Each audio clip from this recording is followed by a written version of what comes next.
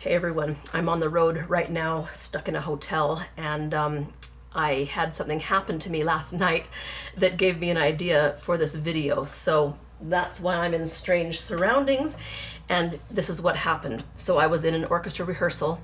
It was a really quiet passage, and I had to put my mute on. And I go to put my mute on, and this is what happened. The entire orchestra looked at me. And I realized it's time to lube up my mute. My old stand partner gave me this tip, and it's kind of gross. But to avoid that happening, I'm sorry, I will resort to doing what I'm going to tell you.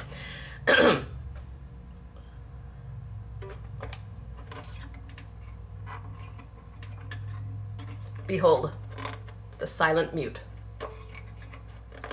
Now, it's a little louder right now than if I hadn't just gotten out of the shower, because I don't have much grease on my face.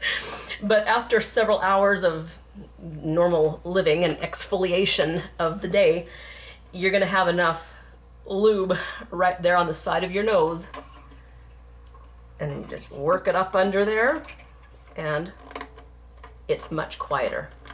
I don't know why it's still so loud, but it's better than what it was before.